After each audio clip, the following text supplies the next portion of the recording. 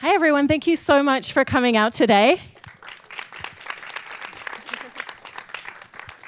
My name is Mara Webster, and I'm the program manager for the Conversation series here at New York. And I was so thrilled when Amy Ryan said yes to being part of today. She's had such an incredible career throughout television, film, and theater. She's two-time Tony Award nominated, and her incredible role in Gone Baby Gone earned her an Oscar and Golden Globe nomination and won her Critics' Choice Award. Whether she's in one scene or every single scene of a movie, she makes every single project that she does infinitely better. And rewatching as much of her work as I could get through in the last few weeks has been an immense pleasure and joy. And on a personal note, I'm kind of nerdily excited because the first time I ever moderated a festival Q&A was in 2013 for Breathe In with Amy and Drake Doremus. Amy is currently starring in Netflix's Lost Girls, which is coming out soon. And so we'll talk about that a little bit later. But in the meantime, please join me in welcoming to stage Amy Ryan.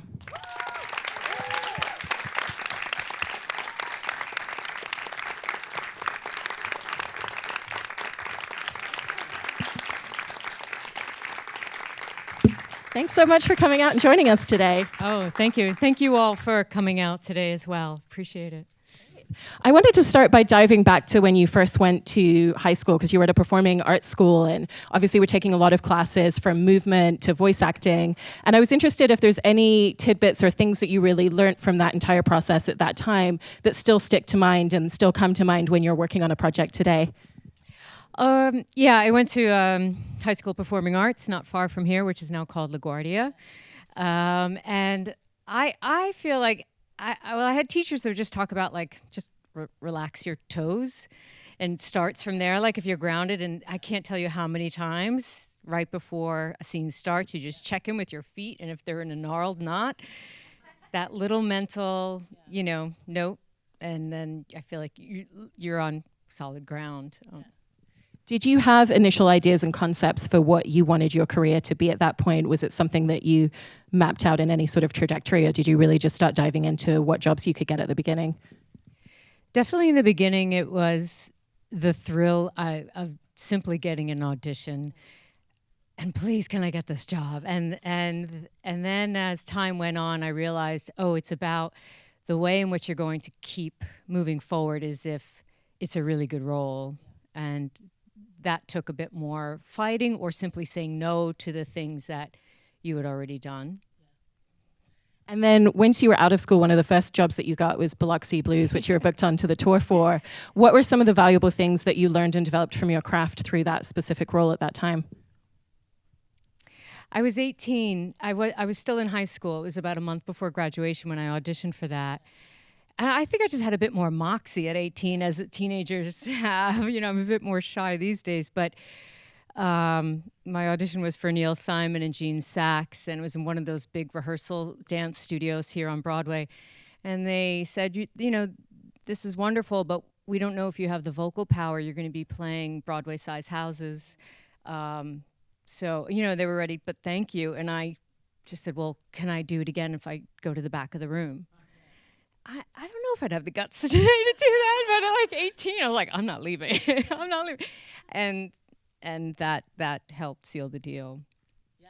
And then some of your early roles in terms of guest starring on TV, from ER to Home Improvement, how would you set about prepping for a role where you know that you're stepping into a world that already exists and you're just coming in for maybe just one scene, sometimes one line and one moment? I find that so nerve-wracking, even today, especially shows like ER. I was such a fan of the show, and there's a moment, when you first come on, when I first walked onto that set, it's so disorienting because you're like, it's so small, and they're doing all those like wild choreographed scenes of running up and down that one hallway.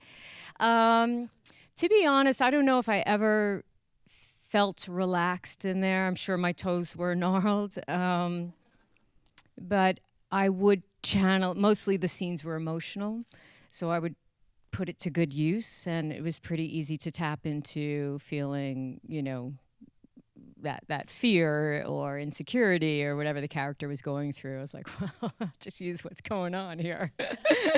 This is handy.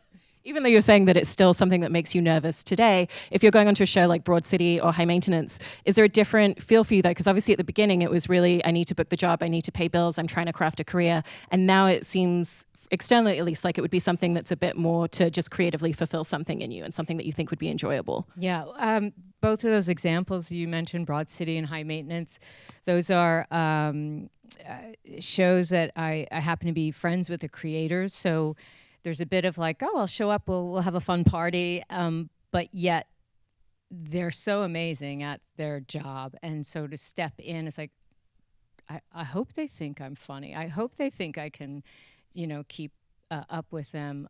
So, it's still there. That's still, that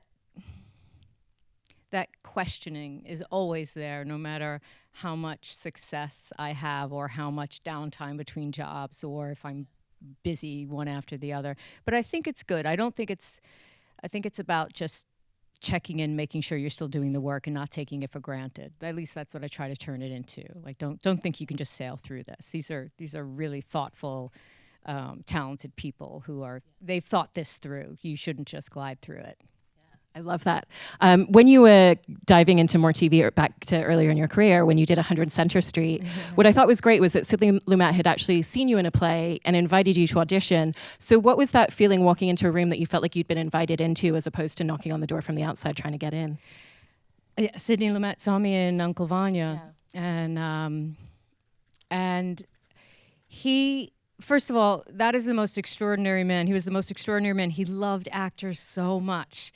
So to walk into his office, he was so relaxed at saying, well, you'll be great. You'll figure it out. You can do this. And, coming from him, you go, okay, you must know something. Thank you. It was such a gift. It was such a gift to work with him.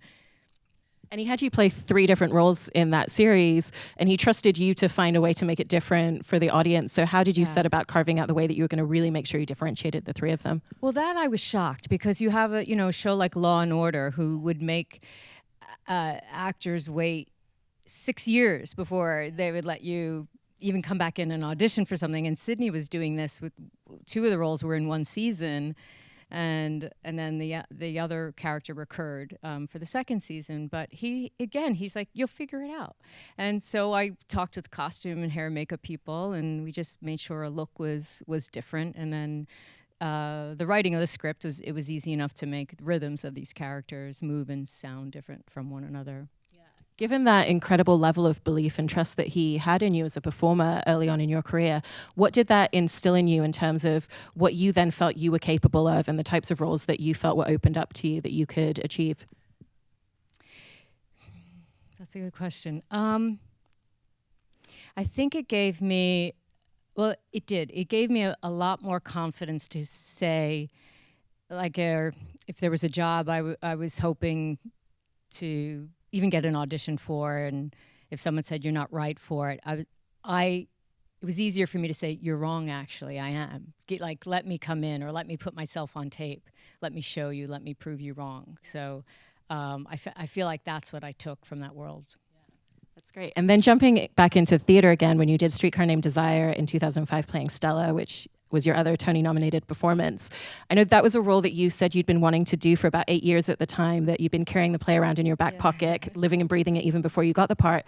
But then how did that transition once you actually got what you wanted? Because obviously that's quite terrifying in a different manner. So how did you set about navigating that for yourself mentally? Well, I first, before the Broadway production, I did a production of it down at the Kennedy Center that starred Patricia Clarkson, who's a dear friend of mine, and we have such a sister-like friendship. So it was easy to play off that. And then it was about a year later that the Broadway production happened, but with a completely different group of actors and director, artistic team. And it was a bit more jarring. I thought, well, not that I was set in my ways, but I found myself kind of falling back to a rhythm or certain things that worked with me and Patty, but it wasn't quite right with Natasha. So it was, okay, throw everything away and start over. So, get rid of all these expectations. The only thing I did know, I was able to say to William Ivy Long, the costume designer, I was like, I know there's 30 seconds between this scene and that. We only have this much time to get rid of the pregnancy pad, or, so that was the only thing I could take with me. Yeah, given the characters in that play are some of the most iconic on stage and on screen, how did you set about thinking about the way that you wanted to really make sure that you made that character your own and you weren't allowing other performers' versions of it to sit in your mind? Well, to me, I love that play so much from the moment I read it. I saw the movie years and years ago, but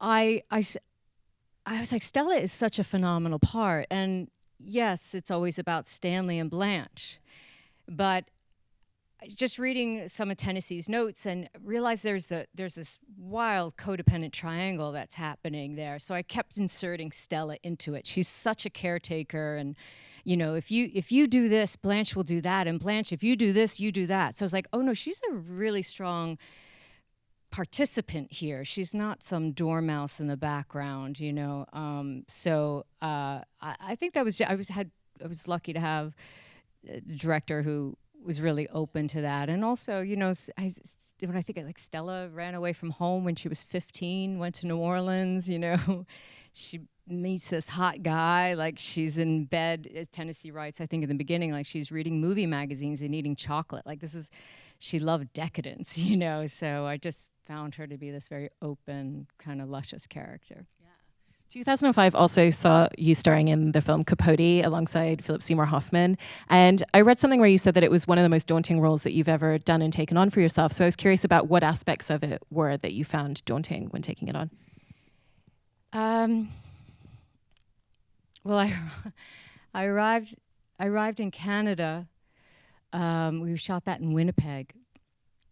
And I was doing a movie right after that, and it's the only time anyone's ever said to me, like, don't cut your hair. I was like, okay. And I arrived to Canada for Capote, and they went, they had the scissors out. And I was like, no, you can't. So they quickly constructed this wig that was like in a bin. They didn't have much supply up there. And so everything felt a little jarring. The wig was great. Felt like that was the character at the end of the day. But at the time, I knew Phil. We were friends here in New York, but there was something happening on that set. We could all feel it. So here's the story. So my first take, I think I was just a little too excited. And the character, it's interesting because she's dealing with the murder of her neighbors, but yet she's in tandem. She's really starstruck by Truman Capote coming into her house, and I love that. Those extremes playing with one another. The first take we did, I guess I was a little too excited, and Bennett Miller just yelled "cut" and came up to me and just stood in front of me. He really didn't say anything yet. He's like,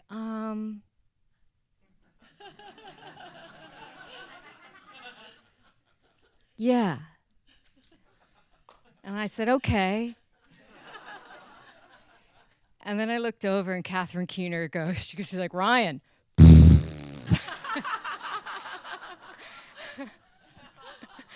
And I was so grateful. I was like, okay. I'm like, okay, I get it. It's just like, relax your toes, go back to your toes. It's all coming back to the toes. But it was also, it was so extraordinary watching Phil. There was not the traditional, like, quiet on set, sound, speed, rolling, Phil had done so much work before, and he would just start improvising and telling stories as Truman, and then next thing you know, that's the start of the scene. We'd be in place, of course, and then we would just move into the dialogue of the scene from there. And it was so kind of seductive into that. So it was a very calm environment. And I have to say, like, I felt like, okay, I'm in the moment, but at the same time, I'm here. And it was the most extraordinary front row seat to one of the greatest performances that Phil ever gave. It was really, so I guess I was similar to Marie of being starstruck, but it was an amazing experience being part of that film. Yeah, you got to go through the same process as your character throughout it. I also love that was one of the first times that you said that people really didn't recognize you in a role. And I was interested if that impacted the way, again, that you were thinking about other roles moving forward in any way. My best friend from 6th grade is a school teacher in Connecticut. And he called me. He's like, yeah, I watched this movie. It's great, but how come you're not in it? You said you were in it. I said, Mike, go back. He's like, okay, I'm going back. He's like, rewinding. And he's like, I go out the door? Yeah. Is the door opening? Yeah. He goes, yeah, there's a guy and some woman standing there. I go, that's me. He goes, oh shit, I got to call you back. I was like, yes. And I thought, oh, this is cool. This was worth more to me than people recognizing me on the street or anything that might come from that. Like to hide away and keep fooling people who have known me since I'm 12 years old or 11 years old. I was like, this feels like a nice, powerful tool to have. Yeah. And then one of your next projects also with Philip Seymour Hoffman, with Sidney Lumet again, Before the Devil Knows You're Dead, where you're playing Ethan Hawke's ex. It was so amazing. And I love that Sidney really focuses so much on the rehearsal process. So what were some of the discoveries about your character that extra time living inside of her allowed you to find on that project? Well, Sidney's, his intention for rehearsing us like a play, it was like about 3 weeks, and we'd be in a big rehearsal room and we'd tape out the area just like you would in theater and makeshift furniture that would be very similar to what we'd have on set that day. And he's like, my sweethearts, we're going to move so fast, and when we shoot out of order, I just want you to have the confidence that this is where you're supposed to be emotionally. I don't want you ever doubting, that you've scored it too high or too low. And that really works. I mean, it's such a luxury. It's rare to rehearse a film. But it gave the entire company that confidence of this is where, because I think there was one scene, Ethan and I, Sidney yelled cut, and he's like, okay, moving on. It was one take for the scene, but we're like, but Sidney, we actually dropped like half the dialogue by mistake. He's like, oh, we better go again. So it's a very fast process with him. But. When you would be working with him and he was only shooting 1 or 2 takes the majority of the time, and you go in knowing that, does that change the way that you think about the different options that you're going to give him versus a different project? Or did you really know that you'd landed on what those choices were before you started taping? I wouldn't design anything the night before in my own home, but I would do my homework, which was imperative. I would make sure I knew the lines. There was no time to use the first take to warm up with dialogue. And but with Sidney, I relied on my instinct. And again, like I said earlier, like he endorsed that your instincts are right, so use them. Yeah. And since that was the first project that he ever shot on digital, which allows you to work faster as a director, did he work even faster on that one with you than in previous projects in any way? Well, 100 Center Street was digital actually too. It was all fast. I mean, like on 100 Center Street, Dennis O'Hare and I, we did a 6-page scene, and we did that in 1 take. And they had 2 cameras, and because he knew where he was going to cut, and but so. That was pretty fast, yeah. And then one of the other amazing directors that you worked with shortly after was Clint Eastwood on Changeling, where you play one of the women who's been sent incorrectly to a mental health institution with Angelina Jolie's character. And Clint Eastwood has such a notoriously calm demeanor about him. He doesn't like to call an abrasive action and cut. Yeah. So how does he pull a performance out of you in a scene differently to other directors? He's similar to Sidney in that way. Like, actually, when we met, that's the first thing he said to me. He said, "Oh, you've worked with Sidney?" I said, "Yes." He goes, "So you know how to work fast." And he too, they want to go home. They have Sidney said that. He said, "You actors aren't really all that interesting past the 3rd take. So why would we stay here? Let's go home. Let's have dinner. Let's go have a real weekend and a life." And Clint was similar. He didn't care if you weren't perfect in your light. And, he's like, if the truth was there, it's good enough. Yeah. And he's a director that also really trusts his actors to do their homework and make decisions about who their character is. He doesn't always feel a need to be involved in that decision-making process. So how did that cause you to prepare differently for that role as opposed to other parts?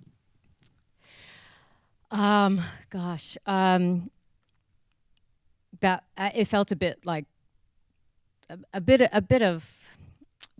Well, I don't know. I did some research about these soil doves, as they were called, these sex workers and of the time, and how they were locked up. And so I just did a lot like literature, reading about literature. And but again, there wasn't much. I had some conversations off screen with Angelina Jolie, who I said to her, I said, "Oh, did you and Clint have a lengthy rehearsal process or chats even?" And she said no. She said even she arranged her own camera test for her wig. Like he just kind of left it in her hands. So we had a little bit of just on set chat about these women and their bond, and again, like just trusting yourself.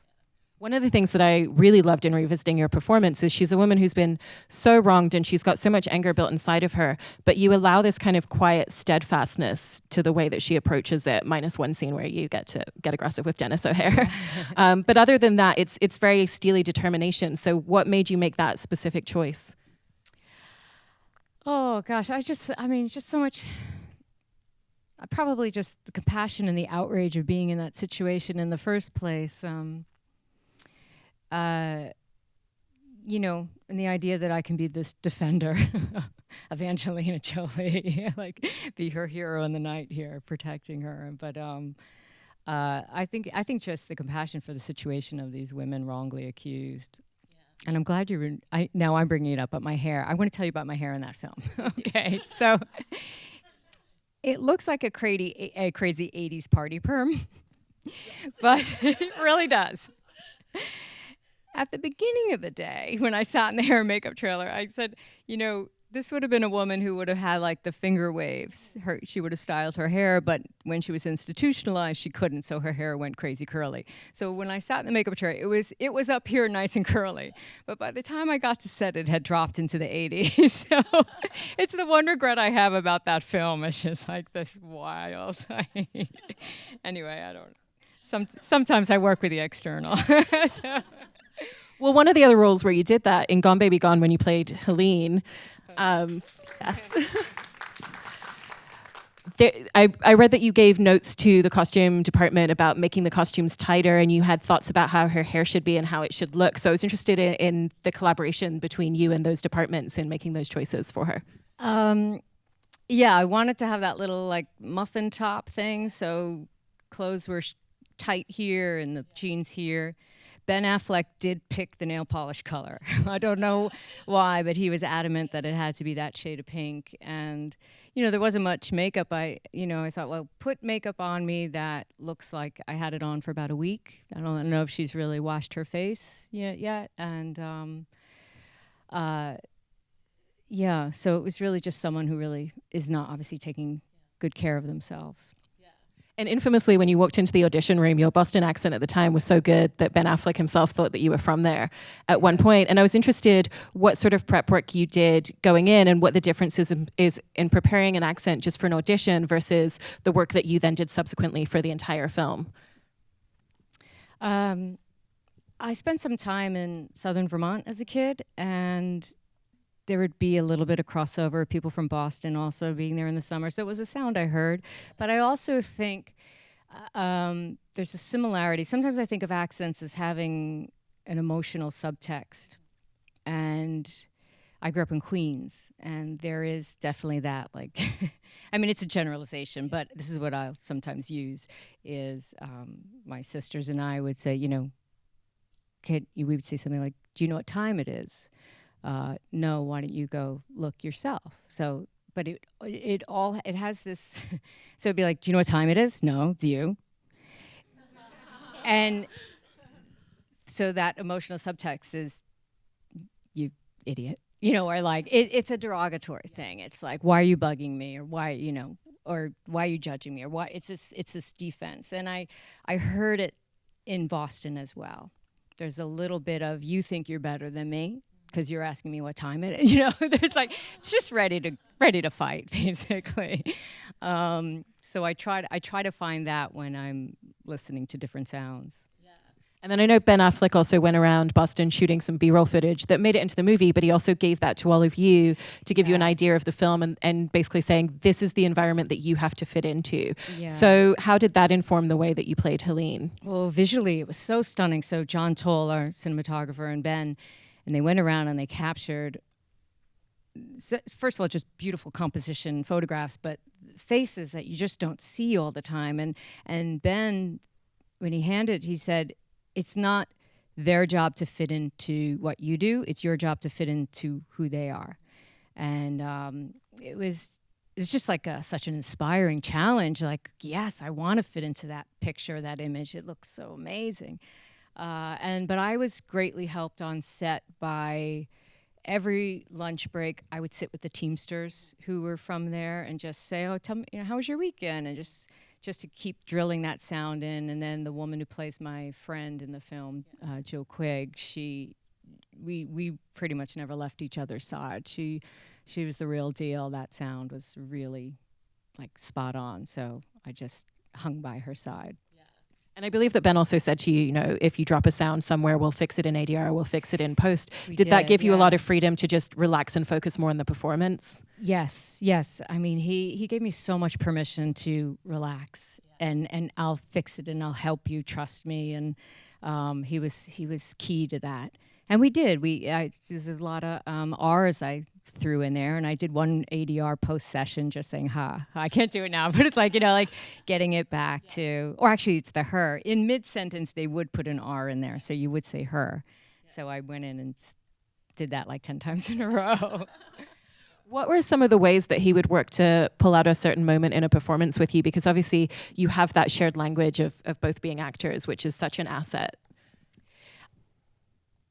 I think that a bond was made between us because I had a lot to prove because it was such a delicious role given to me, and I better not mess it up. And for him, he expressed, he said, it may turn out I don't know how to direct, but I know I'm going to get Boston right. But he too was nervous. There's a lot of people like, who's directing your movie? What? And obviously this is before Argo, and but so we were both a little nervous, and then just the way especially working with Ed Harris, who's a dream and the nicest guy, but it's like, oh, that's Ed Harris.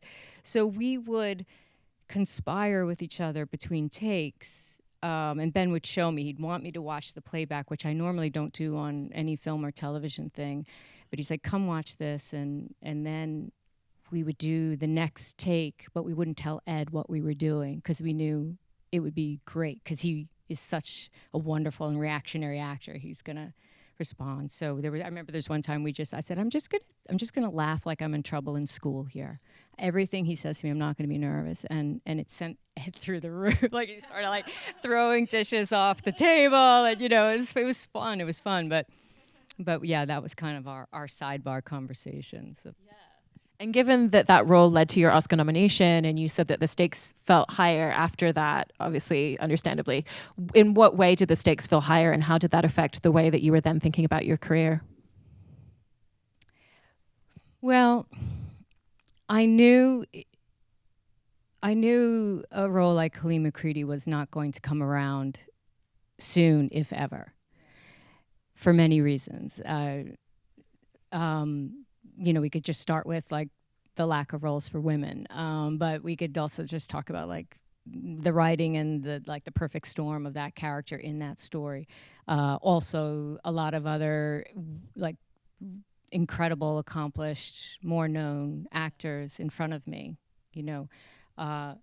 So I guess the high stakes for me is always about, well, if I want to do this till I'm old, how do I not repeat myself, and how do I keep shape shifting, and just making smart decisions, or trying, I try to at least. And I love that what you did off the back of that was taking the role of Holly in The Office. But I thought it was really interesting as well. Yes. I thought it was so interesting as well because part of how you got that role was also because the producers of the show were big fans of your work in The Wire. Yeah. And I was interested if that taught you anything about the way that you can never know where an opportunity is going to come from. Yeah, that is a great lesson. So right after Gone Baby Gone, I had some like fancy meetings in LA with executives, and they're like, oh, there's this role you're right for. It's this mom, and she's single, and she drinks a lot. I'm like, oh my God. Oh, so that's why, when The Office came up, I was like, that's a sharper right turn I want to take.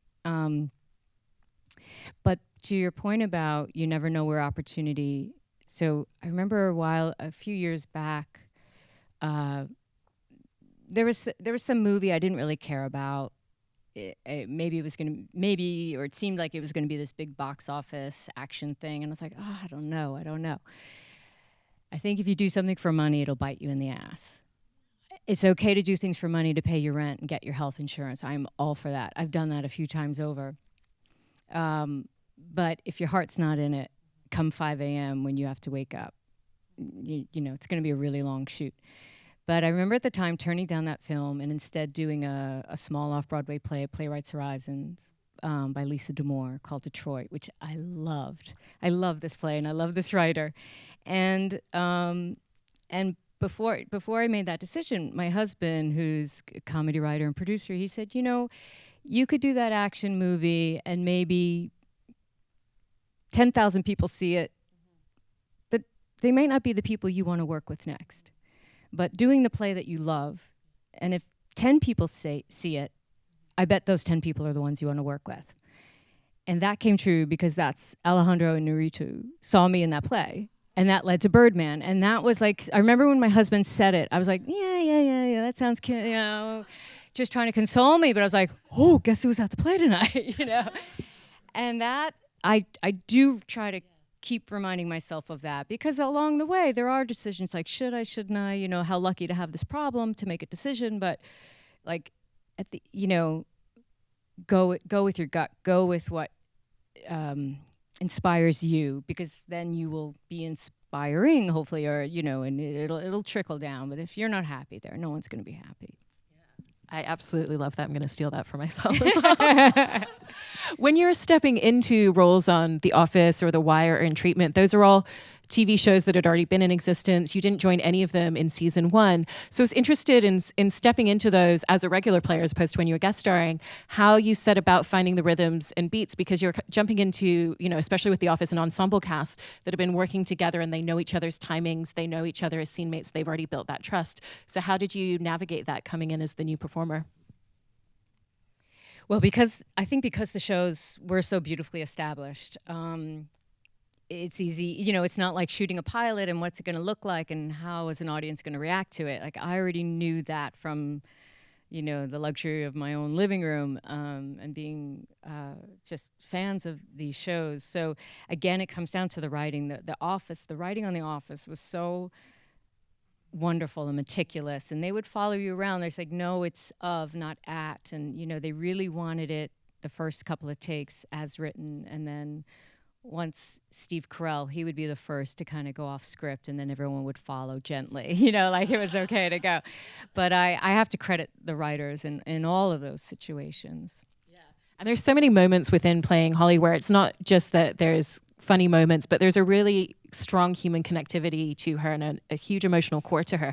Do you think about those two different aspects of the performance at the same time, or do you have to really just focus in on exactly what you're doing? Well, I feel like The Office was a good fit for me because of being a character actor, and I felt like this isn't your traditional 4-camera sitcom comedy, which I was never good at, or I was never comfortable at, and landing that line at that exact, I was like, I would get so nervous about the rhythm of it, and suddenly The Office was about human behavior, which was funny. I mean, yeah, there were jokes, but it wasn't about delivering this punchline. So I felt more at ease just using the same, tools that I use for any script, like who is this person, what's their story, what do they want, going through that. So I just felt more at home in that environment. It's also so interesting looking back at it because that whole mockumentary style of breaking the fourth wall was incredibly new at the time, at least still in television. You know, we'd had Christopher Guest films, but it really hadn't infiltrated into television yet. Yes. And it's such an interesting way of acting because you're having an intimate scene performance, but then you're breaking the fourth wall and looking away. Yeah. So how did you think about those two different ways of performing within single scenes? Well, with The Office, they had to encourage me to use the camera more often, and the biggest thing was that's your witness. So when something crazy happens, check in, did you see what I just saw? Or did you see what I just heard?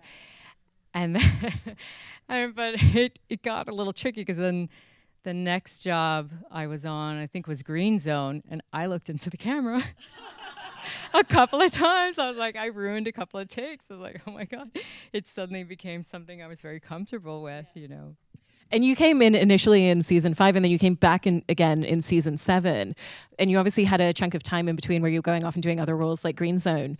Did you have to do anything for yourself in terms of re-prepping for the role, thinking about the life experience that she would have had in between?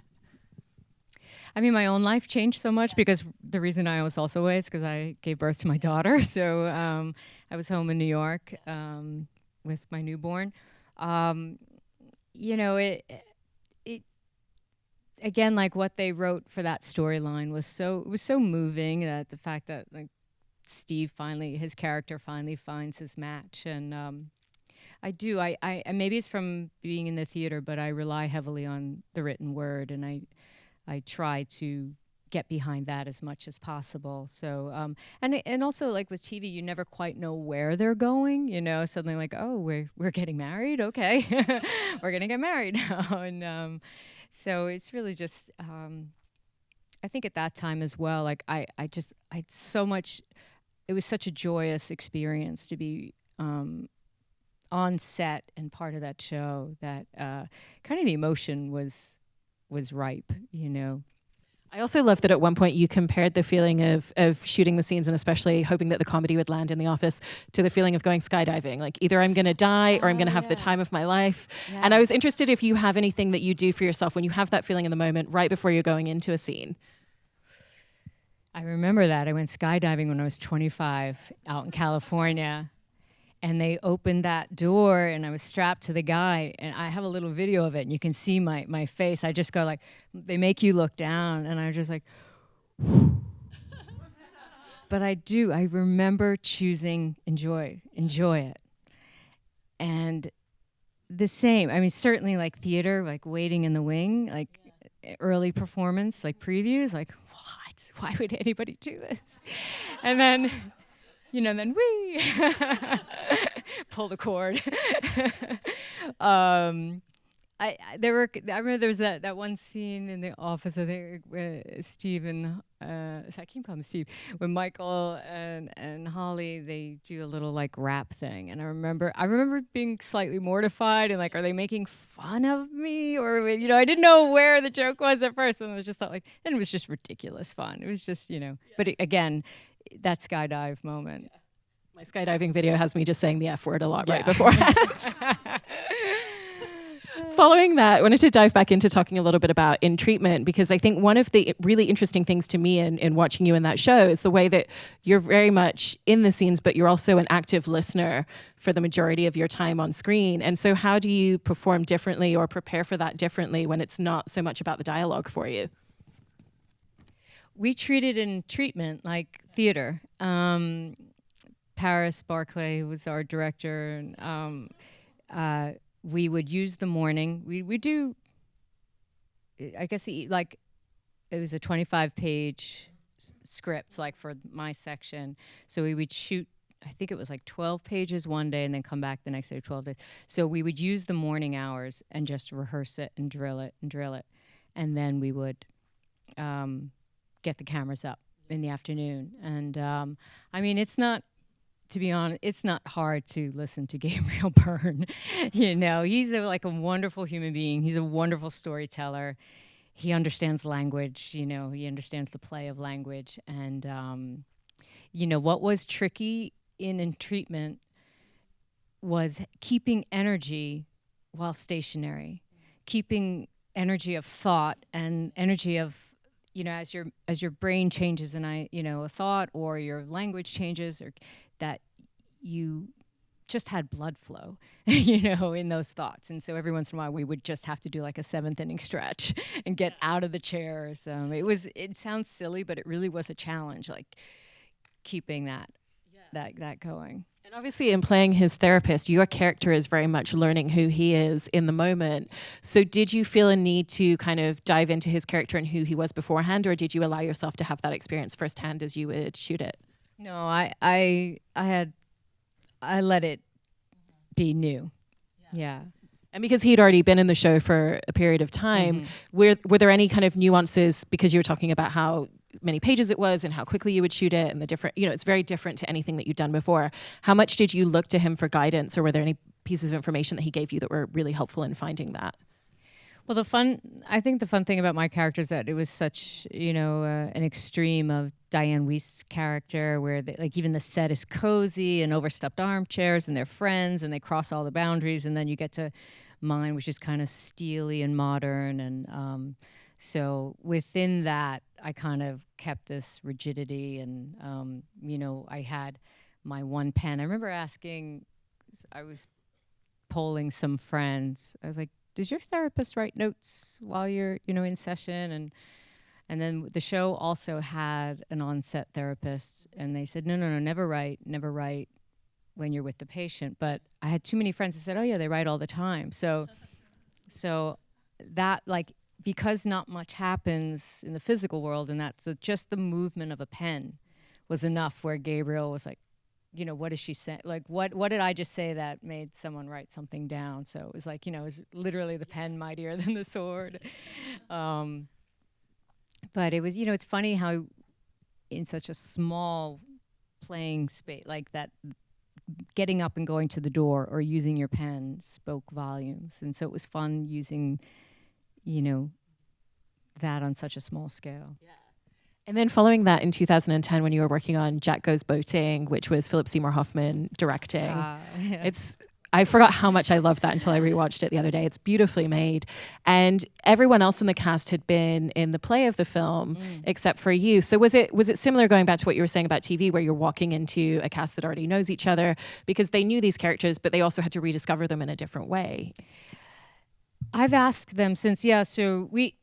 I said it's so rare to rehearse in film, but yet we rehearsed this film, and I think it's because Phil had such a successful time, or he thought it was so useful when we rehearsed before The Devil Knows You're Dead. So he brought that same thing to Jack Goes Boating, and in terms of the other actors, I knew them socially; they were pals of mine in New York, but they all confessed it was harder for them because they knew it in a certain way, and yet it was being reworked for the screen, so it made them go back in. So the first, few table reads, I don't think I got a word in, because they were, well, what about this, and what about this, and what about this, so that was also comforting that they're still searching for it. But I mean, it's always I'm not gonna lie, it's definitely, it's nerve-wracking when you're the new kid in school. Yeah, and I think of that if you're just doing one episode of a well-established show, or any show, and you're just the guest artist, or you are like this situation in Jack Goes Boating, you're the new kid in school. Yeah, she's such a wonderful character, and I love that as she's Jack's love interest, that she's both a very shy person, but also at certain times when it's just the two of them, she's very vocal about what she wants from him. Yeah. And what were some of the choices you made that led to those two dichotomies of her? Well, I remember so many people were like, what's wrong with her?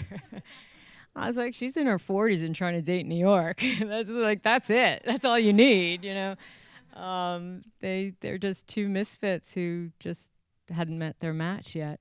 But she does have such an imagination, and whether she spent all that time alone reading books and poetry and imagine what this would be like, again, I found it weird in a good way. And then when I find characters weird or odd, I just step back. I'm just like, it's better. I'm not going to try to explain that away. It's better that I let them do those things. And it sounds like Philip Seymour Hoffman also did that thing that we were talking about with Clint Eastwood, where he really was just like, you go away, you make the choices and you make the decisions. So did your work on Changeling really help prepare you for that experience? Well, I always be as prepared as I can be for any, whether a director works fast or they work really slow. Like, I make sure I know my material for that day or the week. And, so and again, that was instilled in me even back from high school performing arts. Like, you come prepared. There's no excuse. Yeah. In the rare circumstances where they actually stop to ask you how you prefer to work, what's your answer for that? I say fast. Yeah, I do. I do get asked that, and I say I do. The reason I like working fast is, yes, I like to go home, but I also, if I think too much on it, I'll start to make a mess of it. I'll start to doubt it and pull it in weird shapes. And I think like that first impulse, all of us as humans, our first instinct is generally a really good one. And if you have that in tandem with being prepared and you're, as relaxed as you can be and in the moment with your scene partner, then, that's probably going to be pretty good. And then when you were working with Philip, obviously it's different to your work with Ben, where he wasn't in the film, but you and Philip share the majority of your scenes together in the film. So how did that work when he was kind of starting the scene behind the camera and then jumping into it with you? Well, yeah, we would do about 2 takes, and then Phil would go watch those 2. And so there was like a rhythm break in there, which I know he was pretty just stressed over, because he likes, he would prefer to stay. He would have preferred to only direct it, and but a lot of other male actors who he had offered either weren't available or they knew he had originated on stage, and they were like, no way am I touching that. You did that. And but he really wanted to see this come to the screen, so he's like, okay, I guess I'll do the role. But it was hard for him, like jumping back and forth in that rhythm. But honestly, like, Phil had such like an incredible energy, and he never stopped thinking. He never stopped working. Sometimes, I'll be really honest, sometimes I think like, oh, okay, yeah, that's done. I'm done. We're just gonna now go into coverage. Not Phil. Like, I remember it was like 2 a.m, and he came over and he gave me some notes, and John Ortiz was sitting nearby, and he's like, okay, so, you're shy, so, we'll be on this first date, but you're not, you can't play shy. I want you to overcompensate that by doing this. But now you catch yourself being overcompensating, so do this to cover that, and then make sure by the end do this third and fourth thing. And I was like, maybe I can do 2. But he would stack his own characters' decks without it being convoluted. He could do that. He was like this master juggler of humanity and human behavior. And the beauty of him as a director, he would, like kind of give you the answers to the test. Here's what you should do it. But yet it was part of, in the group dynamic, like, this is a collaboration, but it would be really cool if you did this. It was amazing. What are some of the things that you learned about the craft of acting just from working alongside him in multiple projects and watching the way that he worked? Oh, God. Detail, a lot of detail oriented, whether it's like an external costume look, but behavior. And I mean, if I could tap into an ounce of his like passion that he would have for these roles, and he was like not shy about it, which I think is amazing. He would have such ownership of these characters he played, and I think that's good for all of us actors. Like, if someone's given you a part, then you take it and you make it yours, and stop apologizing for things here and there around, the edges. Just like, and that, I feel like that's what he would do. Yeah. And then jumping into one of your next projects, which you mentioned earlier, The Green Zone, which you made in 2010 with Paul Greengrass.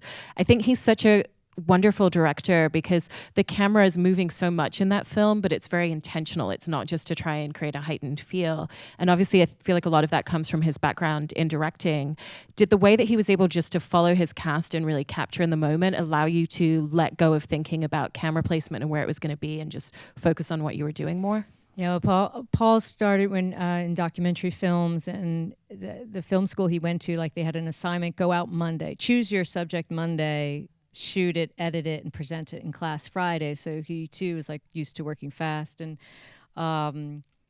we would go through it in the morning a lot, and then we would rehearse. I mean, we would film in the later part of the day again, so it kind of had this improvised feel. You know, he liked that. Like, here's the script, let's use it now, throw it away.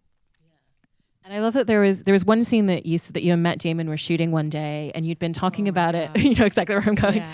You were talking about it all morning and trying to figure out the right rhythms and beats to it, but then you just had to shoot it. So what did that teach you about just not overthinking and just pushing through things? Yeah, myself, Paul, and Matt, why is the scene, what is the scene about? And what he's saying, you know, what do I want? And I said, what do I want? And we talked about it forever, but not in any indulgent way. It was truly like a head in hand, like, what do we do? Why, you know, I even went so far. I was like, maybe this character should be cut from the film. Like, it feels redundant. What do we do? Like, how is this advancing the story, which is what it was about? And we kept the entire crew waiting, and then it was time to go for lunch, and Paul, okay, let's go to lunch. And we came back still not knowing, like, honestly, what to do. And Paul just said, you know what, let's just turn the cameras on. Let's just see what happens. And that felt like skydiving, but choosing the first. Like, I'm gonna die here, I'm not gonna have fun. And I have to say, that scene in the movie, I think, works so well because it's two people in a room not knowing what to do and what's going to happen next. And there's a little bit of panic on both our faces. And for that reason, it works. We're in a war zone. We don't know what's happening next. You know, we're antagonistic towards each other. So that unnerving, ungrounding quality was amazing for the scene. Yeah. And with that one, you actually had reshoots about 6 months after you'd finished rapping. So kind of differently when you were stepping back into the same TV role. With this, that character is exactly the same. So how do you figure out stepping back into exactly what that character's thinking, what they're feeling, and where they are emotionally on that day when you've already filmed it 6 months previously? Oh, yeah. Yeah, when we went back, Obama was president. It was a very different time in Morocco. From before, but I think again it's feeling so. I think stepping back into roles after there's been some time, there is your same costume, there is the same set, there is the same crew. Like, it is literally getting back on the uniform of that world, and that to me just helps. It's like, okay, we've been here before. And again, just like refreshing, maybe replaying the scenes in my mind and rereading the script a few times before we get there. So I'm more up to date with what we shot. Yeah, and the character you were playing in the film was not based on one singular real person, but was kind of an amalgamation. And I know that Anne Garrels from NPR was really generous with her time as one of her resources and gave you a lot of specific detail down to like what was in her purse, what she would carry around every day, what she would be wearing, what clothes she would pack. So how did those details help inform your performance in that movie? Well, again, it's like having answers to the test. Like, you have a real journalist,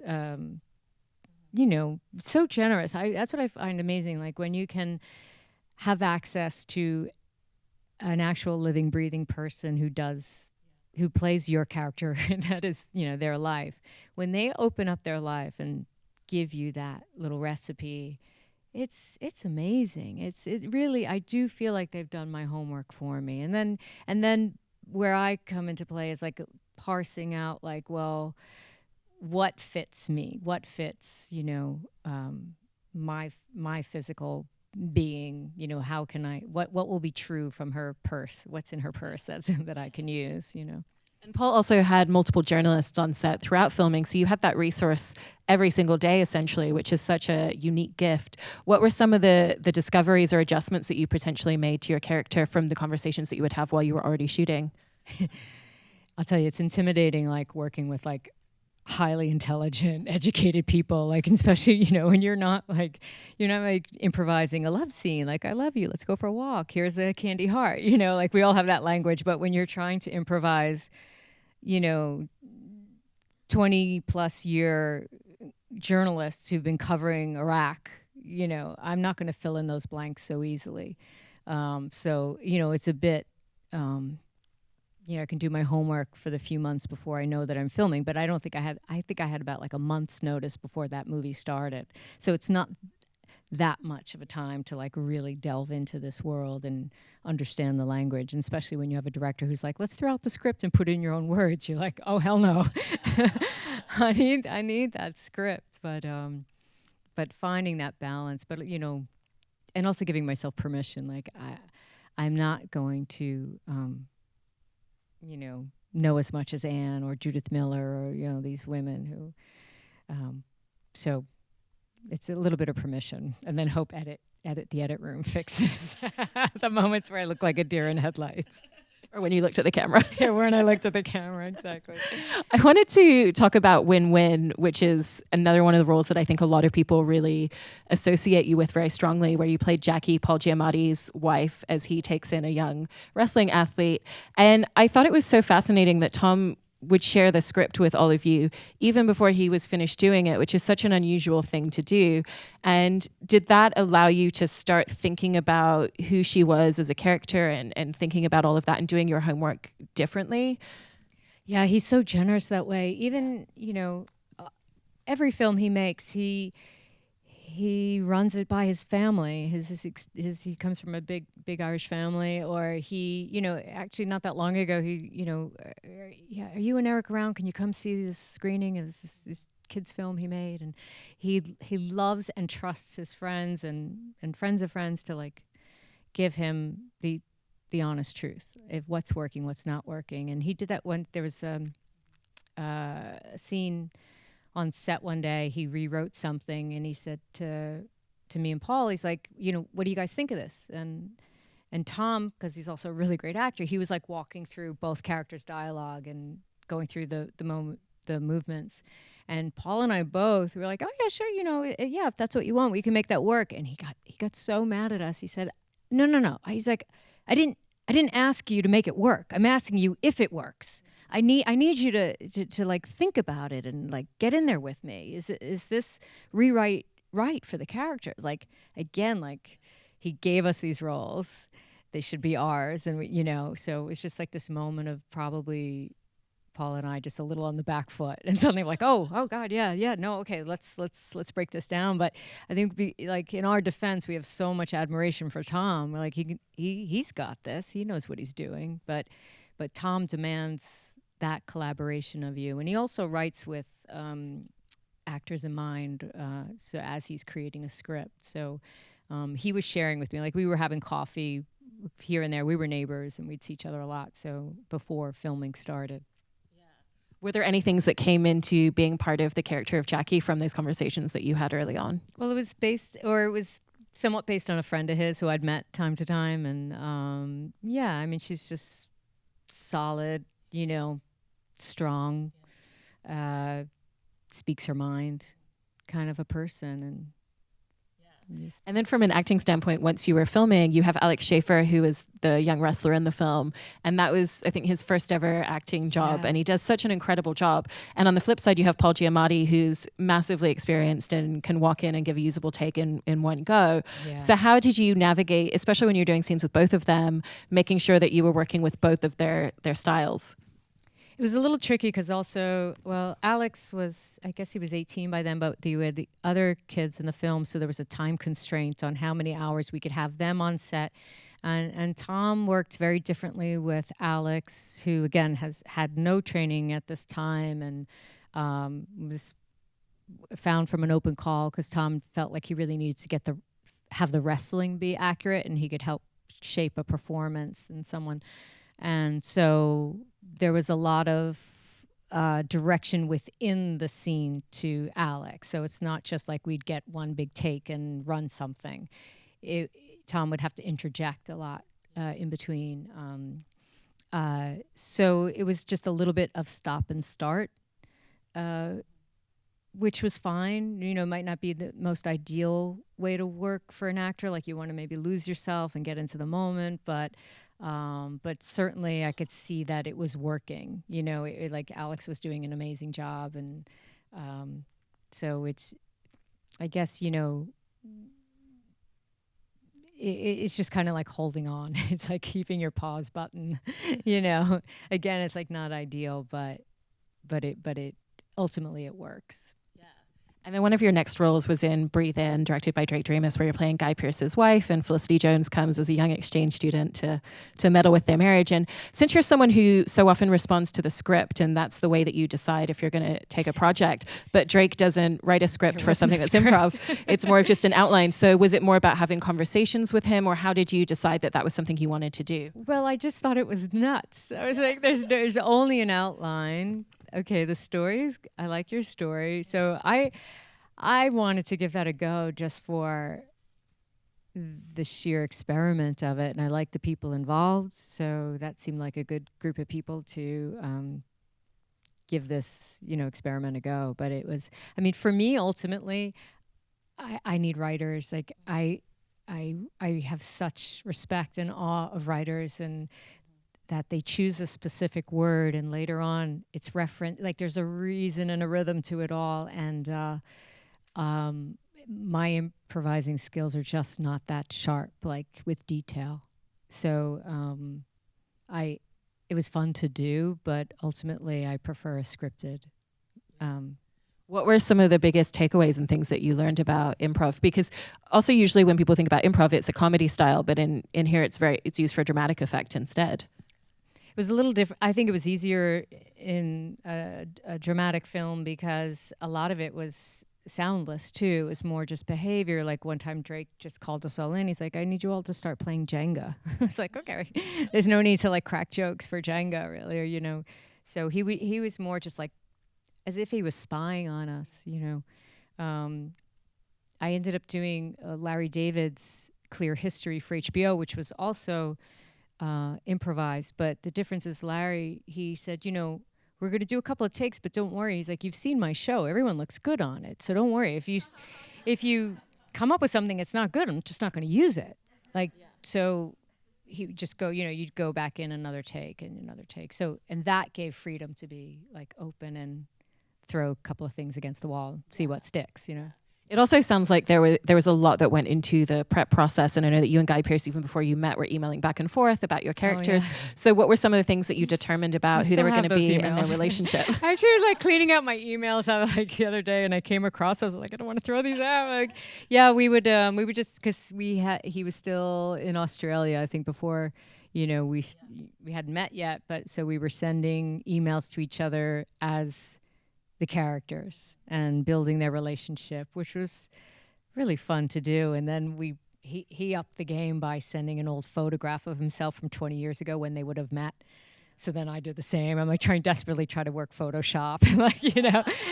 But we have this whole backstory so that by the time we met, and again on an independent film, there's no time, so you feel more comfortable and at ease with your scene partner, who is a stranger, really, other than what you know from their work. Yeah. But I also love that uniquely Drake involves you not only with your other castmates in the pre-production process, but also with department heads. Oh, so you would have the costume department emailing you about decisions that they were going to make, costumes they were going to buy, what sort of cake would she make for her daughter's birthday. And I'm interested in how that gave you total freedom to make all these choices for your character, but also helped to give you such a strong sense of who she was once you stepped onto set and had to play her. I think it gives you ownership, because I remember the first getting an email from the prop department. I was like, am I just doing everybody's job here? Like, what's happening? What do you mean, what kind of cookie jars do I like?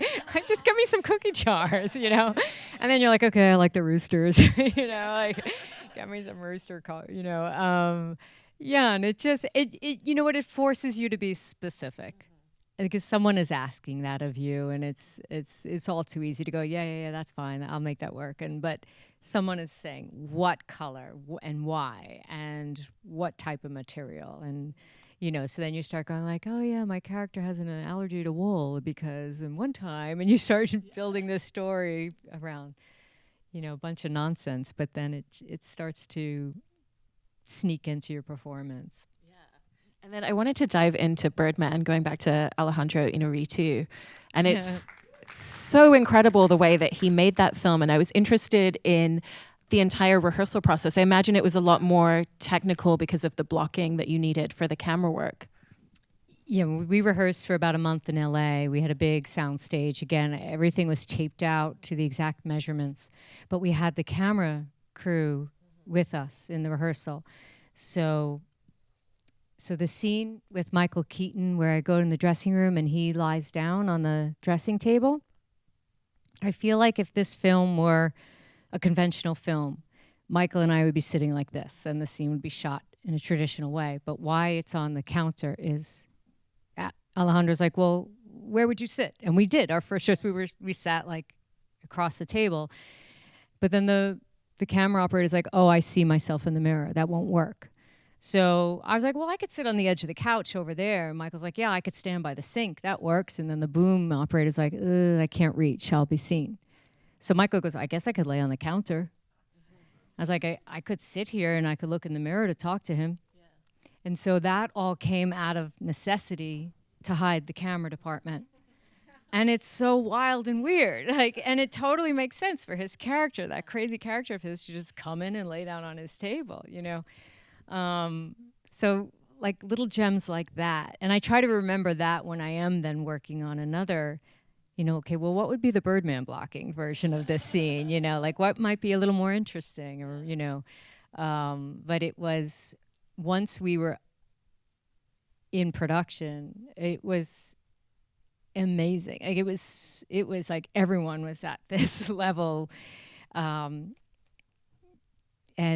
it happened to all of us, but I remember, the scene, it starts with Zach Galifianakis and Michael walking down the hall, and then they come into the room, and then Zach leaves, and then my scene with Michael starts, and then I leave, and I got to like the second to last line of my scene, and I bumped the camera, and it's cut everybody back to one, including Zach and Michael. So they may have thought they had the most brilliant take of it, but they have to start over. And that would happen, you feel awful when that happens, but then it happens with sound department. It happens with, another actor. And so once that's out of the way, you all like, okay, you messed up too. Okay, here we go. Okay. Yeah. I imagine it must have been much more at the back of your mind and very present about like making sure that you hit your mark than it would be on any other film that you had ever done. And honestly, there wasn't like an inch to the left. Yeah. You were off the cliff. Like you had to stay in these boundaries, and yet be, in the scene. And then the other part of it is when your scene was done, you had to find a place to hide because the camera's continuing on. And I remember there was like a part of, I found this little I don't even know what it was, but I was standing behind this plywood wall, and I would just start quietly crying out of relief that okay, we got through that, But it was so much fun. But I think we all knew it was something different and special, but I had no idea until I saw the screening. I was blown away. I was like, I had no idea that's what you were really going for. It's an incredible piece of filmmaking to watch on screen. On the flip side to that specificity, you then went on to do Bridge of Spies with Steven Spielberg, in which you're playing Mary. And he's very much a director who, it sounds like, loves discovering things in the moment. So was that a totally different end of the spectrum for you? And were there things that you discovered about your character through that creative freedom? A lot of the character, I feel like, came from costumes, because they found a lot of vintage pieces, but then they recreated stuff where maybe the fabric was too deteriorated, but you're really bound in there. There's no spandex, there's no so hugging someone is not up around the neck, it's like this, and the posture is in there because you're zipped up. I mean, women were contained. Oh my God. But Steven Spielberg still has this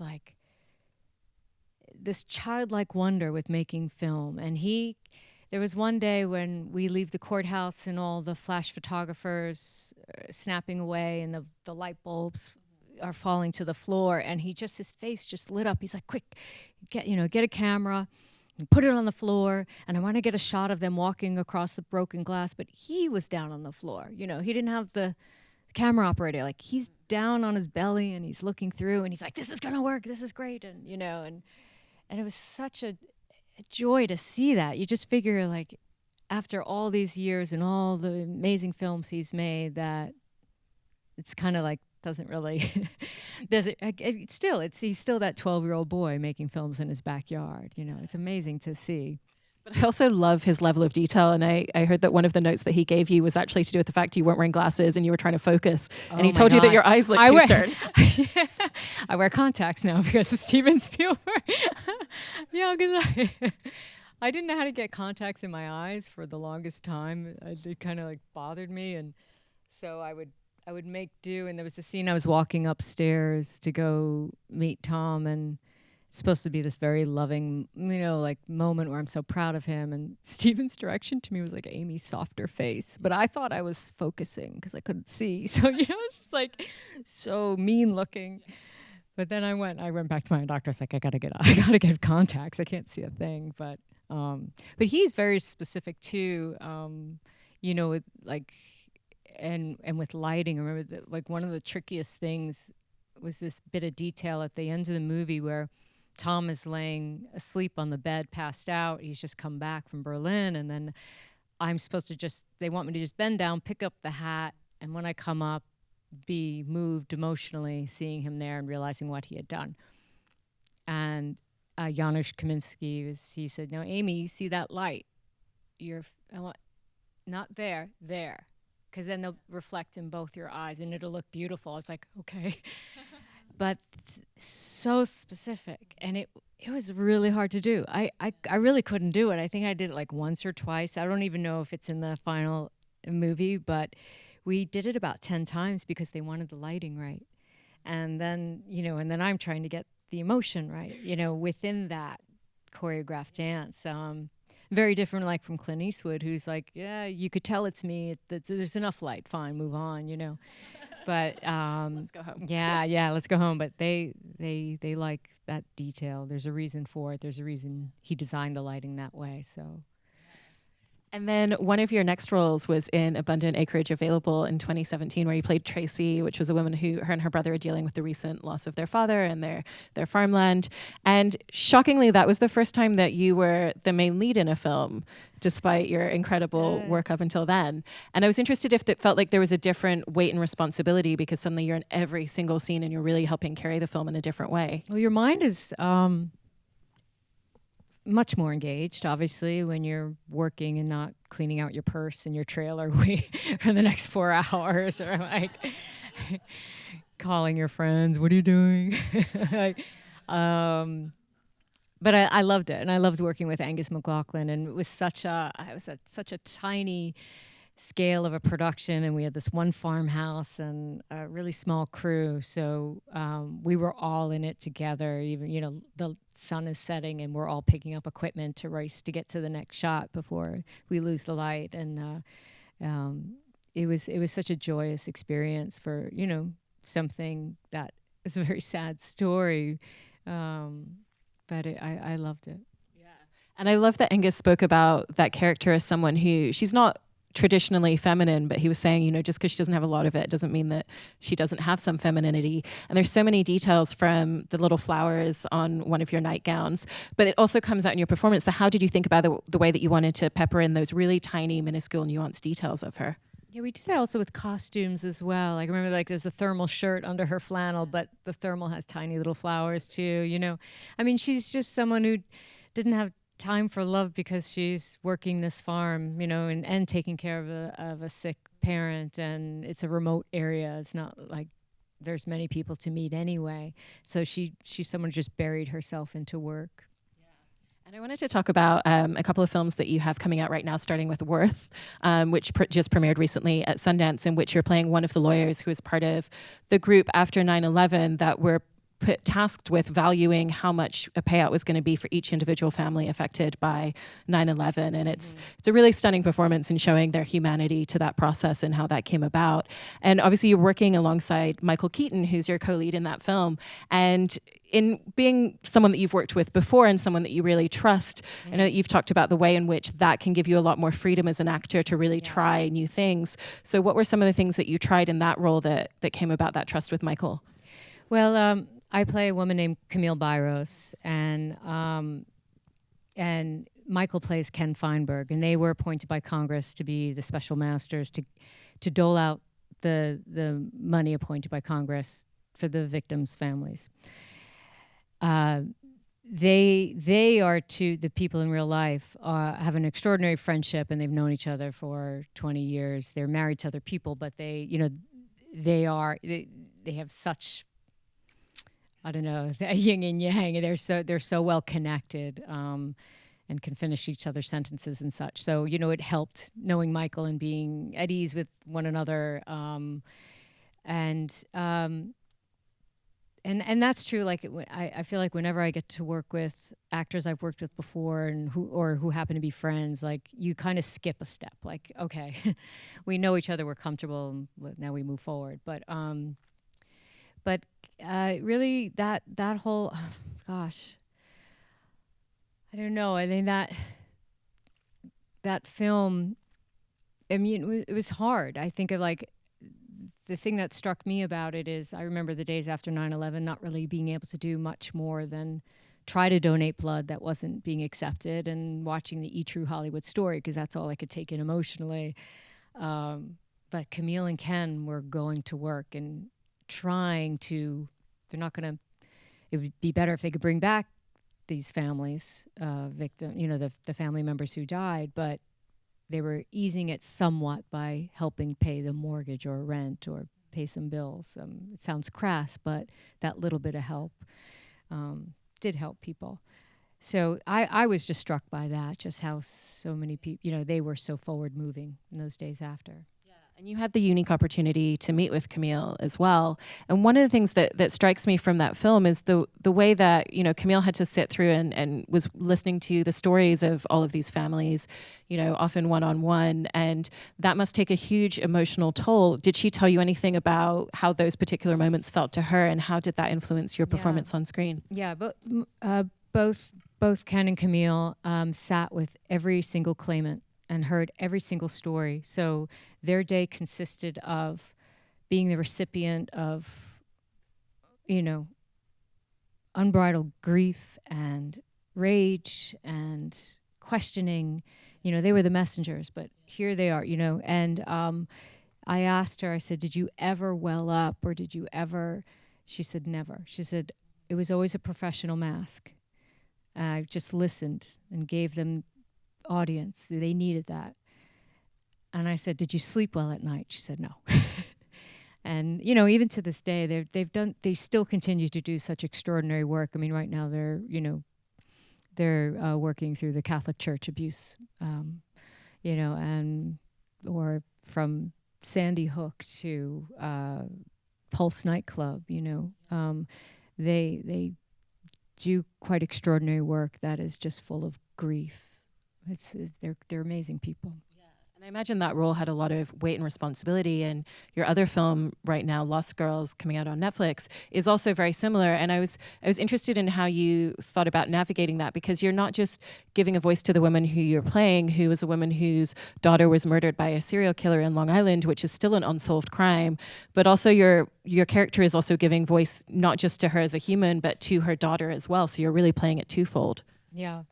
I was so struck by this script. The reason I wanted to join it is it's not a typical whodunit and let's try to capture this creepy guy and follow the police detective work. But really quickly, it soon into the story, you're following the victim stories and the women's stories, and seeing how they were dehumanized and dismissed and ignored, as Mary says, and But yet when Mary, the character I play, is ignored, she just keeps getting louder and louder and louder and demands some accountability.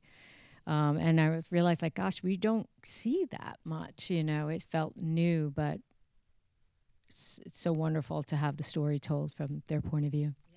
And I love the relationship between you and Liz Garbus, who directed the film.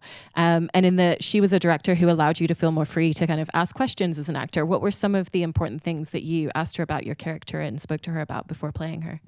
Well, Liz had met Mary in the early days of script development before Mary died. So, I just kind of, asked her, what was she like and what can you tell me about her?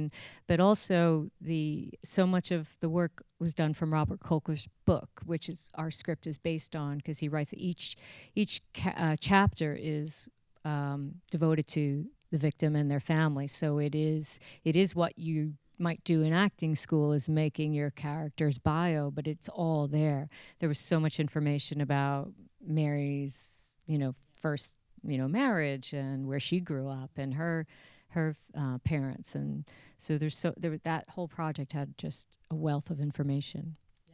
And you were working again with Gabriel Byrne, who you'd worked with previously on In Treatment. And he seems like he's very much a performer that likes to have a discussion about his character and ask a lot of questions when he's in the moment. But you prefer to do your homework beforehand and kind of save it for the performance. So how did the two of you meld those styles together? Well, before we were on set with cameras, we had a few sessions where we really combed through the script. And so myself and Gabriel and Liz and Michael Werwey, our screenwriter, we sat down and just really went through it meticulously, like why this and why saying that, and like kind of got all those questions out of the way. I mean, there might have been a few like on set, I don't know, maybe more about like blocking, or is this the best place for the scene, or Liz, tell us why you want us here, that kind of thing. But a lot of the other stuff was hashed out before. There's also a lot of really powerful scenes with you and the other women who are affected by this. You have Thomasin McKenzie and Una Lawrence, who play your two other daughters, Miriam Shore and Lola Kirk, who play other women who lost family members. And did the group of you all have discussions about how you wanted to set the tone and how you wanted to think about it? Because there's so many different ways that you can play that grief and loss, and particularly when it's an ensemble moment in the film. Well, a lot of that came from Liz. She really had done so much homework on how she wanted this film to look, to sound, and then also I'd shared with her. I stumbled across something when I was preparing.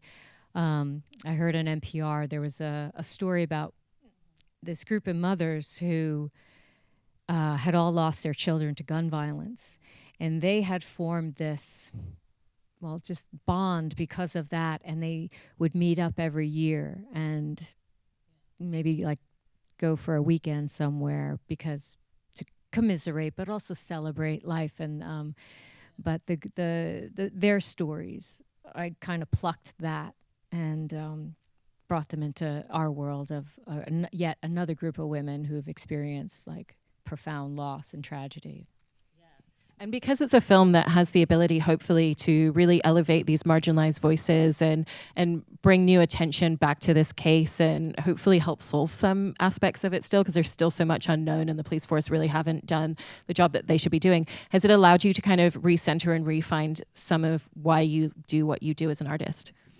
My greatest hope for this film is that there is so much attention put upon it, and it gets people talking on social media, or someone who knew of a piece of evidence or a story here and there, that they are encouraged to come forward. And I think like if that were to happen and there's justice brought to these families, I mean, I get goosebumps thinking like, oh, then that's the higher calling of being an actor. Like I feel like being an actor, like, okay, yes, I can be the voice for something you can't put your finger on. If I present it up to you, here on this stage, I can maybe show you what you're going through. But if being an actor can do that, oh my God, that would be incredible. I mean, it's still, as you say, there's at the time that, the investigation, it was pretty inept department at Suffolk County. There's lots of negligence and evidence lost, and referring to these women as prostitutes and hookers instead of sisters and mothers and women, and what would it be if they were of a different economic background? Might the investigation have a bit more, force behind it? So if there's closure for these families, that would just be phenomenal. I really, really genuinely hope that happens from this film and that it has the power to do that. I wanted to jump into some questions that we got from the audience. This first one is from Mike, who's asking, how do you handle disappointment and how do you bounce back? That I have to credit that to my mother. My mother, when I remember when I was young and I go on auditions and I didn't get a part and I'd cry. And she wouldn't indulge me. She'd say, oh, well, something better's around the corner. And I'd be so mad she said that. You don't understand. I work so hard. She's right. Yeah. Something better is always around the corner. This next one is from Annie. Was there anything, whether it was a shift in perspective or a piece of advice, that changed the way you auditioned for the better?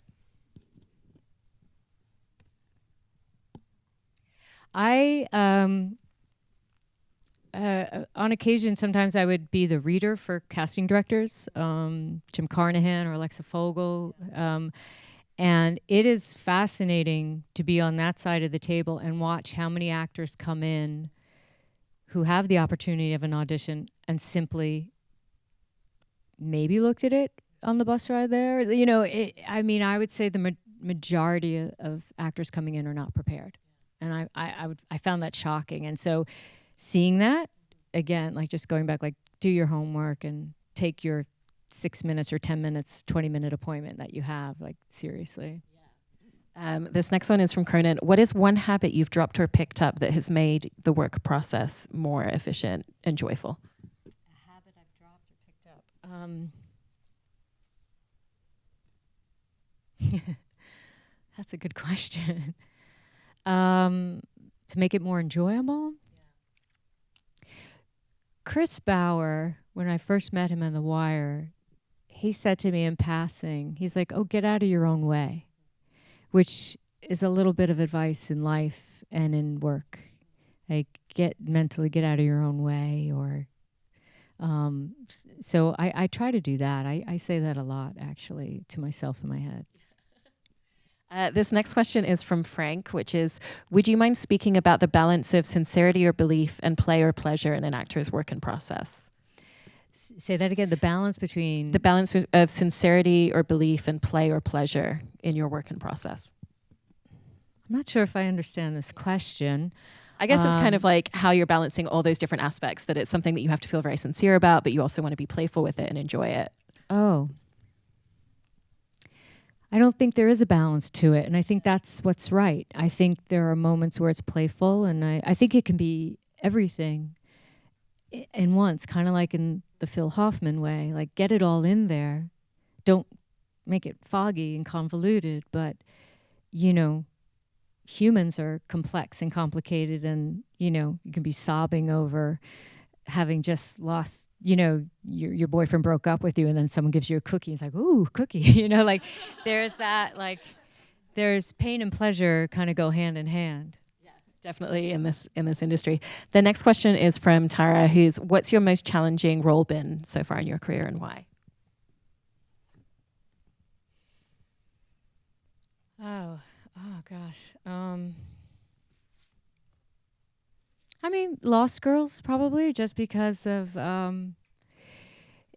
being the protagonist of a story. And, sometimes like doing 2 scenes or 3 scenes in a movie is hard because you have to get it all in on those 3 tries. But being in every scene to make sure that it's scored well and you're not repeating, and the stamina that goes with that. But I would say that's been the most challenging. I was also really genuinely surprised when I discovered that you actually have never had to take a job outside of acting, which is a shockingly rare thing in this industry, as you all know. And I was interested in, along that journey and the way, how you've set about trusting that there will be that other job that's going to come for you. Yeah, I've been very fortunate, and also because I grew up in New York, so in between jobs, I probably didn't have my own apartment till I was 23, 24. So I think of like other people who pack their bags and come to New York and try to find an apartment and try, my mom was cooking for me. I had a phone bill, or, like I had that luxury. But also, a practical thing, just save your money when you make it, save it, borrow fancy clothes when you can. Like, don't, that's Patty Clarkson gave me that advice, actually. I was visiting her out in LA years ago, and I think it was when she was nominated for Pieces of April, and I was in her fancy hotel room with her, and she had she travels with her own Sharpie pen and her own packaging tape.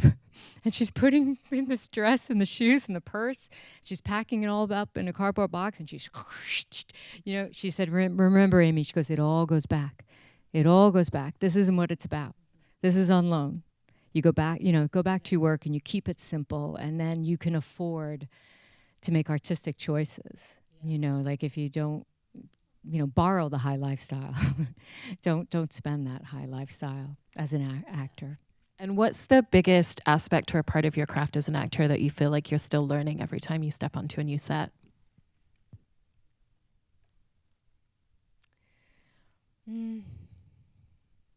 I mean, I'm constantly in awe. Like, for example, like Michael Keaton's physical life as an actor mesmerizes me. I kind of stay still. I'm afraid that I won't remember continuity. Like I had my hand on the water bottle and that line, and then he does it all. Like he's constantly in motion, and so I never stop studying and observing other actors. Who, if it's a Tom Hanks or it's a Michael Keaton or if it's the day player, I'm watching them all. What to do, what not to do. There's no way that after 32 years that I'm ever thinking, like, yeah, I got this. I know how to do this. I know how to do some things and do them well, but there's still so much more to learn or steal or, But yeah, Michael's physical world goes into his thought process. Like it's all connected. The physical, the intellectual, and the emotional. And that was certainly evident on Birdman, like how he maneuvered through that very meticulous blocking and would be so emotionally full each time. I haven't figured it out. I need to do a few more movies with him. I don't know if I'll ever figure out what he does, but yeah, I'm forever a student, and living in New York, forever a student, riding the subways, and I haven't been in acting class in years, but New York for me is that. Well, thank you so much for taking the time to come and share all of this. And I already can't wait to see what you continue to do next in your career. And thank you to all of you for coming out today. Thank you all for coming. Appreciate it.